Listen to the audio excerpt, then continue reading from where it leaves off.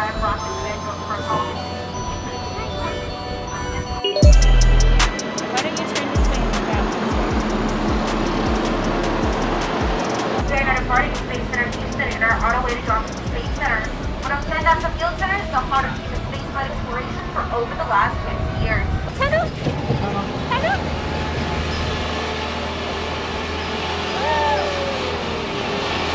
End of the road. Guys, look. Oh Cows. my goodness, look at the Longhorn. On the left, you'll notice the large field with longhorns grazing on it. That is the Longhorn Project, which is a piece of JSC property loaned out to local school districts as well as the FFA, which is Future Farmers of America. And they get to raise their own cattle here as well as later on show them off, possibly even sell them at rodeos. And any revenue that the students who raise their own cattle here might make from selling that longhorn, the cattle, will go towards their college fund. FFA, renting out the property from NASA. Look guys, look at here.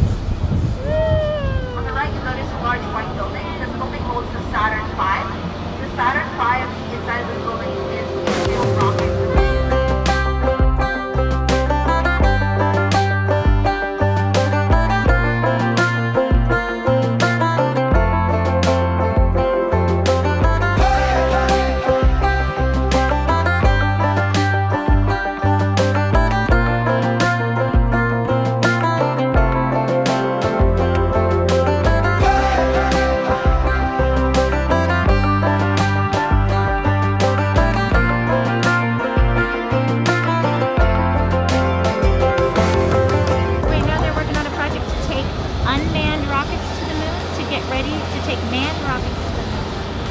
I think they have As we drive around the campus, we notice a bunch of lights.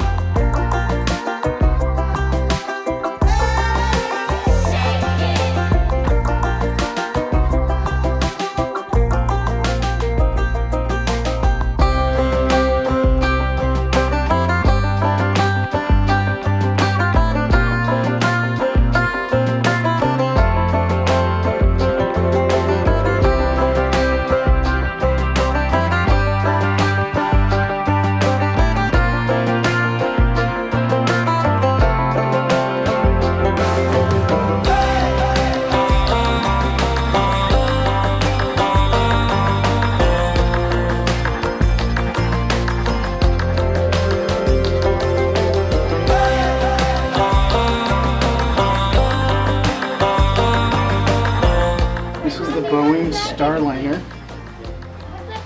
That's one of the more modern capsules. You have the that's a mock-up Emma of the space shuttle. Alright, you guys, go ahead and keep scooting all the way down to where I'm standing. That's what I Alright, ladies and gentlemen, welcome to Building 9 once again, or the Astronaut Training Facility. When you came in, all the way over there, you saw a bunch of white and gray modules that make up a mock-up complex of the International Space Station. Every astronaut since 1980 has toured this facility, and every astronaut has worked in this facility, and every astronaut since the International Space Station has built before they went to the International Space Station, they actually trained in here using those modules as well. The astronauts will be spending about 6 to 9 months on the International Space Station, so obviously that's to familiarize themselves with their next home for the next few months. And so it's very important they know the layout of the ISS. The ISS is also an international partnership with about 15 different countries. So some modules on the ISS, the manuals are written in a different language and things like that. So it's important to know the layout in case they may not read the language for that particular module that they're in. The International Space Station, like I mentioned earlier, is a big laboratory. We do a lot of experiments there, and they helped us on many different topics. One of the things that we did a lot of research there for was research on cancer and osteoporosis, which was sent down here and studied at a building I'll talk about on our way back here in Houston. And also we're preparing for long is utilized worldwide, providing necessary resources to communities lacking clean drinking water. Look at that space shuttle. Mommy, look at that spaceship. Another room in there, isn't it? Yeah, that's okay, there. Oh, there's show crew.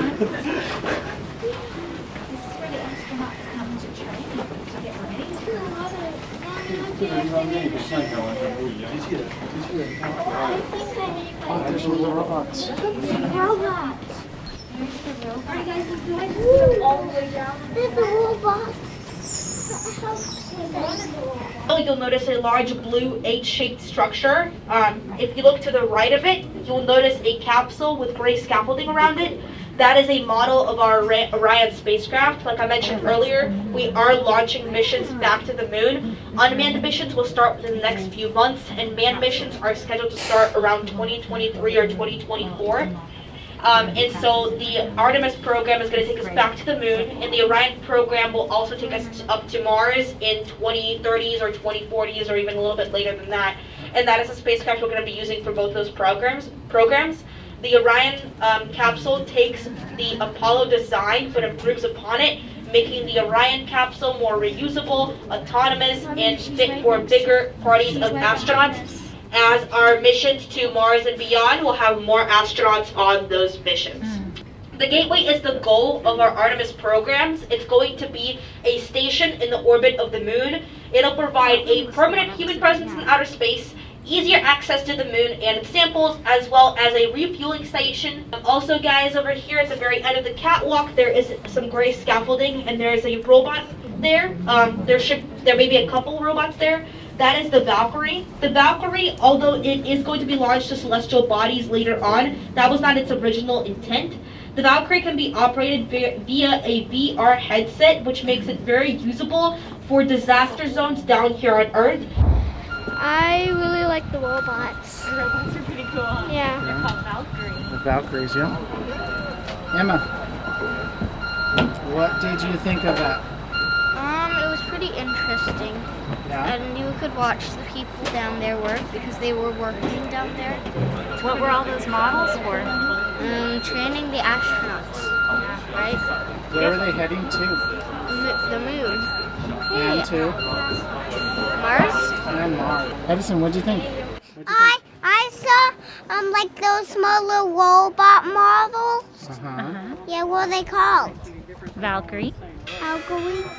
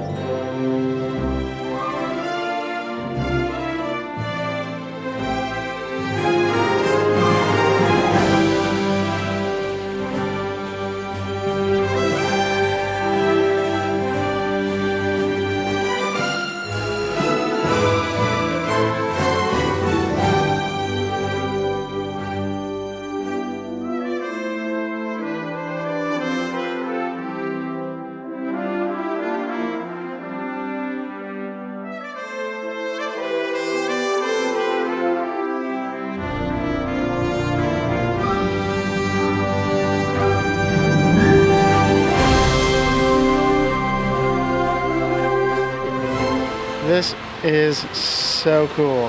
So absolutely cool. Well guys, I hope you enjoyed this as much as we did. If you're ever in the Houston area and have the ability to go, check out this amazing Space Center and the tour that we're on right now. Totally worth it.